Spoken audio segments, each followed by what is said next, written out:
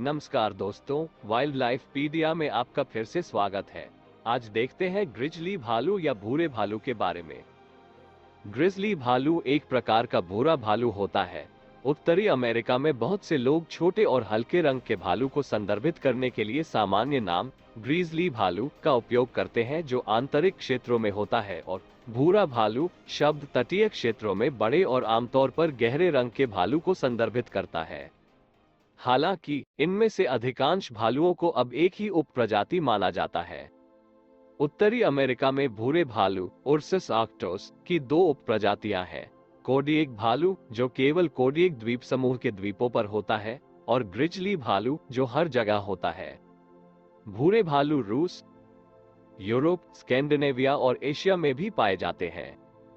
Grizzly भालू बड़े होते हैं और बहुत हल्के तन, लगभग सफेद से लेकर गहरे भूरे रंग के होते हैं। उनके पास एक पका हुआ चेहरा, छोटे गोल कान और एक बड़ा कंधे वाला कुबड़ है।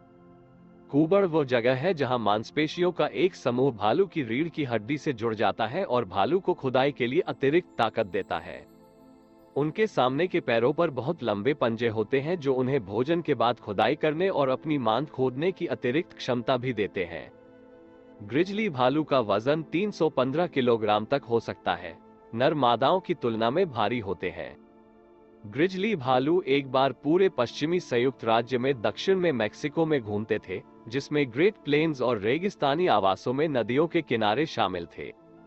नियंत्रण कार्यों और आवास के नुकसान ने उन्हें यूनाइटेड स्टेट्स में उनके मूल आवास के 98% से हटा दिया।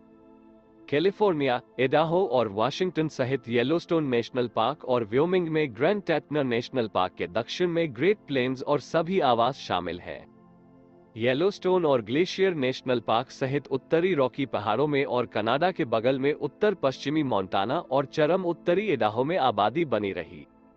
ग्रिजली भालू की एक बड़ी आबादी अलास्का और उत्तरी कनाडा में अंतर्देशीय रहती है। कनाडा के ब्रिटिश कोलंबिया और अल्बर्टा में दक्षिणी आबादी बहुत कम हो गई है। लगभग 1975 के बाद से संरक्षण के प्रयासों के लिए धन्यवाद, ग्रिजली भालू येलोस्टोन और उत्तरी रॉकीज में कहीं और अच्छी तरह से ठीक हो रहे हैं और यहां तक मोंटाना में रॉकी माउंटेन फ्रंट के साथ प्रेरी आवासों को फिर से बसाना शुरू कर रहे हैं। ग्रिजली भालू वुडलैंड्स, जंगलों, अल्पाइन घास के मैदानों और प्रेरी में पाए जा सकते हैं। कई आवासों में वे नदियों और नालों के किनारे के क्षेत्रों को पसंद करते हैं। ग्रिजली भालू सर्वाहारी होते हैं। सबसे अधिक खाए जाने वाले पौधे मांसल जड़ें, फल, जामुन, घास और फोब्स हैं। यदि ग्रिजली भालू शिकार पर है, तो उनके शिकार में मछली, विशेष रूप से सामन, कृंतकों जैसे जमीनी गिलहरी, कैरियन और खुर वाले जानवर जैसे मूस, एल्क, कारिबू और हिरण शामिल हो सकते हैं। वे इन खुर वाली प्रजातियों के युवाओं को पकड़ने में विशेष रूप से अच्छे हैं। ग्रिजली भालू मवेशियों और भेड़ जैसे घरेलू जानवरों को भी निशाना बना सकते हैं और कुछ पशुपालकों के लिए आर्थिक रूप से महत्वपूर्ण नुकसान का कारण बन सकते हैं।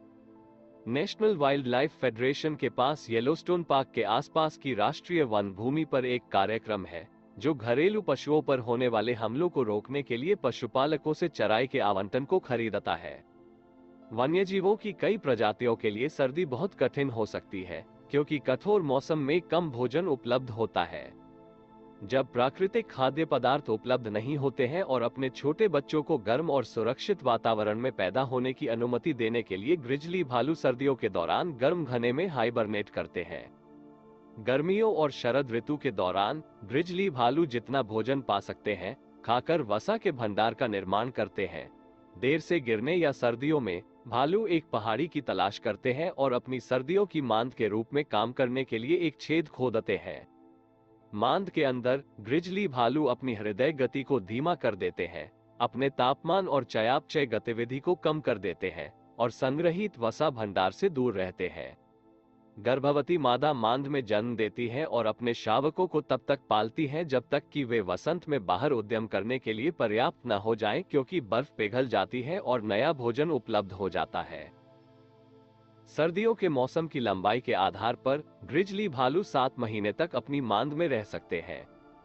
ग्रिजली बियर हाइबरनेशन कुछ अन्य हाइबरनेटरों की तरह गहरी नींद नहीं है। जैसे चमगादड़ या जमीन गिलहरी, परेशान होने पर वे जल्दी से जाग जाते हैं। नवजात शावकों वाली मादाएं वसंत ऋतु में अपनी मां छोड़ने वाली अंतिम होती है। बड़े शावक वाली मादाएं पहले निकलती हैं और एकांत मादा और नर सबसे पहले वसंत ऋतु में मां से बाहर निकलते हैं। ग्रिजली भालू वसंत और गर्मियों की शुरुआत में साथी की तलाश करने लगते हैं। जनवरी या फरवरी में ग्रिजली भालू 1 से 4 शावकों, आमतौर पर 2 को जन्म देती है। मादा वसंत तक मांद के अंदर अपने बच्चों की देखभाल करेगी, जब वे अंततः दुनिया में कदम रखेंगे। मां कम से कम 2 और वर्षों तक अपने बच्चों की देखभाल करती है और उनकी रक्षा करती है। जब शावक 2.5 साल के होते हैं तो वे आमतौर पर अपनी मां से अलग हो जाते हैं। कम भोजन वाले क्षेत्रों में शावक अपनी मां के साथ अधिक समय तक रह सकते हैं। लगभग 5 साल की उम्र में भूरा भालू यौन परिपक्वता तक पहुंच जाता है। माताओं और उनके शावकों को छोड़कर या जब एक भरपूर भोजन स्रोत की खोज की जाती है तो ग्रिजली भालू मुख्य रूप से एकांत और क्षेत्रीय होते हैं। ग्रिजलीज बहुत तेज दौड़ सकते हैं, बहुत कम स्प्रिंट के लिए 35 मील प्रति घंटे की गति तक पहुंच सकते हैं। वे अच्छे तैराक भी हैं। शावक खतरे से बचने के लिए पेड़ों पर चढ़ सकते हैं, लेकिन बड़े होने के बाद वे इस क्षमता को खो देते हैं क्योंकि उनके सामने के पंजे लंबे हो जाते हैं। ग्रिजली भालू जंगल में 30 साल तक जीवित रह सकते हैं, लेकिन ज्यादातर 25 साल की उम्र से पहले मर जाते हैं। ग्रिजली भालू को संघीय रूप से खतरे के रूप में सूचीबद्ध किया गया है। वे मनुष्यों द्वारा अत्यधिक शिकार किए गए थे। उत्तरी अमेरिका में ग्रिजली बेर का आबादी लगभग 50,000 तक का अनुमान है। संयुक्त राज्य अमेरिका के निचले 48 राज्यों में केवल लगभग 1200 ग्रिजली भालू पाए जाते हैं। ब्रिटिश कोलंबिया, पश्चिमी अल्बर्टा, यूकोन, उत्तर पश्चिमी क्षेत्र और अलास्का उत्तरी अमेरिकी भूरा भालू का प्रमुख वितरण है। पूर्व सोवियत संघ में 1 लाख ग्रिजली भालू रहने का अनुमान है। ग्रिजली भालू प्रतिदिन 90 पाउंड तक भोजन ग्रहण कर सकते हैं। ग्रिजली भालू आमतौर पर कंधे पर 3 से 5 फीट लंबे होते हैं, जब वे चारों तरफ खड़े होते हैं और अपने हिंद पैरों पर खड़े होने पर लगभग 9 फीट तक पहुंच सकते हैं। नर मादाओं की तुलना में भारी होते हैं और उनका वजन 390 किलोग्राम तक होता है, जबकि मादा का वजन 205 किलोग्राम तक होता है। ग्रिजलीज कोडिएक भालू और ध्रुवीय भालू से छोटे होते हैं, जो दोनों 10 फीट से अधिक लंबे खड़े हो सकते हैं। राष्ट्रीय उद्यान सेवा के अनुसार ग्रिजली भालू के कोट का रंग गोरा से काला तक कुछ भी हो सकता है। आकार और कोट के रंग में इस व्यापक भिन्नता का मतलब है कि अकेले ये 2 विशेषताएं अमेरिकी काले भालू उर्सस अमेरिकन के अलावा ग्रिजली भालू को बताने के निश्चित तरीके नहीं हैं, जो आमतौर पर छोटे और गहरे रंग के होते हैं, लेकिन हमेशा नहीं। भूरे भालू को काले भालू से अलग करने का एक अधिक विश्वसनीय तरीका भालू के शरीर के आकार और पटरियों को देखना है। भूरा भालू सहित सभी भूरे भालू एक स्पष्ट कंधे कुबड़ है जो उनके दुम से अधिक है। काले भालू में कुबड़ की कमी होती है और उनकी दुम उनके कंधों से अधिक होती है। इसके अलावा ग्रिजली भालू के डिश के आकार के चेहरे और छोटे गोल कान होते हैं, जबकि काले भालू के सीधे चेहरे और लंबे अधिक अंडाकार आकार के कान होते हैं। भूरे भालू के लंबे और सख्त पंजे भी होते हैं जो काले भालू के पंजों की तुलना में अधिक बार पटरियों पर निशान छोड़ते हैं।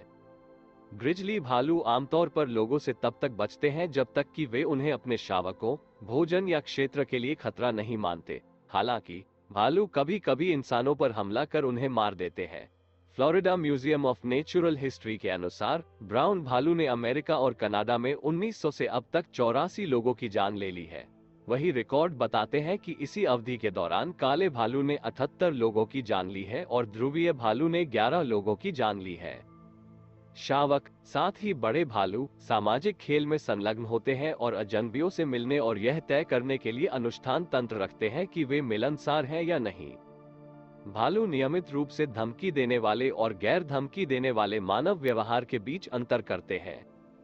भालू शरीर की भाषा, ध्वनियों और गंधों का उपयोग करके संवाद करते हैं। भालू इंसानों के साथ वैसे ही व्यवहार करते हैं जैसे वे दूसरे भालू करते हैं। समस्या यह है कि भालू एक दूसरे के साथ बहुत शारीरिक होते हैं, जानबूझकर काटने, स्वाट या शरीर मुद्रा के उपयोग के साथ। भालू सुंदर, संवेदनशील प्राणी होते हैं जो व्यक्तित्व में बहुत बड़े, विनम्र और यहाँ तक सहानुभूतिपूर्ण भी होते हैं। उनके पास समुदाय की गहरी भावना भी है और वे अकेले और स्वतंत्र नहीं हैं जैसा कि लोगों ने सुझाव दिया है कि वे हैं। वे शांतिपूर्ण, विचारशील, भावनात्मक रूप से बुद्धिमान जानवर हैं जो वास्तव में अपने बच्चों से प्यार करते हैं। वे भरोसेमंद हैं और यह विशेष रूप से एक माँ और उसके शावकों के लिए सच है। उनमें हास्य, जिज्ञासा और करुणा की एक हंसमुख भावना है। भालू एक समृद्ध और जटिल गंध परिभाषित दुनिया में रहते हैं। वे अपने आसपास की दुनिया के बारे में जानकारी के लिए गंध की तीव्र भावना पर निर्भर करते हैं। उनकी सूंघने की क्षमता बेहद संवेदनशील होती है, जिसमें मानव की तुलना में नाक के म्यूकोसा का क्षेत्र 100 गुना अधिक होता है। सामाजिक संदेशों की एक जटिल प्रणाली को हवाई गंध के निशान के माध्यम से संप्रेषित किया जाता है। टहनियों, शाखाओं और घासों में स्थानांतरित गंध और पेड़ को रगड़ने या काटने के साथ साथ स्कैट या मूत्र के निशान द्वारा उद्देश्य पर छोड़ी गई सुगंध। वास्तव में एक भालू कम दूरी पर दौड़ के घोड़े को पछाड़ सकता है, लेकिन थोड़ा धीरज रखता है। अपनी गति को परिप्रेक्ष्य में रखने के लिए भालू 15 मीटर प्रति सेकंड या 50 फीट प्रति सेकंड दौड़ सकते हैं। एक भालू की सुनने की क्षमता उत्कृष्ट होती है और कुत्तों की तरह भालू उच्च स्वरों को सुनते हैं। मानव आवृत्ति सीमा और संवेदनशीलता से अधिक होते हैं। भालू रंग में देखते हैं और मनुष्यों के समान अच्छी दृष्टि रखते हैं। भूरे भालू की सबसे छोटी उपप्रजाति यूरेशियन भालू है, जिसकी सबसे बड़ी आबादी रोमानिया के पहाड़ों में है।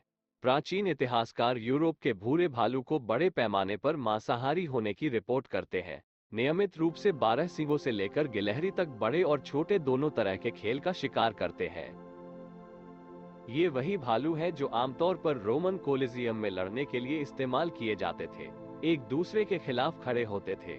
अन्य विदेशी जानवर जैसे शेर और बाघ, या यहाँ तक भीषण चश्मे में मानव ग्लैडिएटर, जैसे जैसे उनका आवास कम होता गया, यूरेशियन भूरा भालू और सभी भूरे भालू उप प्रजातियां अधिक वनस्पति खाने के द्वारा अनुकूलित हुई। समय के साथ एक बार रेजर तेज काटने वाले दांत जबड़े में और पीछे स्थित होते हैं। अनाज को पीसने और नट्स को संसाधित करने के लिए अधिक दाढ़ प्रकार के चपटे दांतों में बदल जाते हैं।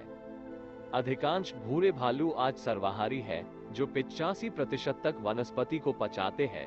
फल, जामुन, मेवा, छाल, जड़ और कुछ फूल भालुओं को भारी मात्रा में शक्ति प्रदान करने के लिए भारी मात्रा में खाए जाते हैं, और भूरा भालू दिन में घंटों सक्रिय रूप से कुछ भी खाने के लिए हमेशा तैयार रहता है। क्षेत्रीय रूप से भूरे भालू अलास्का तट पर सैल्मन और आंतरिक जंगलों में एल्क जैसे विभिन्न प्रोटीन स्रोतों को खाएंगे, और गर्मियों के महीनों में येलोस्टोन पार्क के ग्रिजलीज पतंगों और भिंडी की पूरी कॉलोनियों को खाकर अपनी दैनिक कैलोरी का 30% प्राप्त कर सकते हैं। हमारे वीडियो को देखने के लिए धन्यवाद। अधिक रोमांचक वीडियो और जंगली जानवरों और वन्यजीवों के बारे में जानकारी के लिए कृपया लाइक, कमेंट और हमारे चैनल को सब्सक्राइब करें।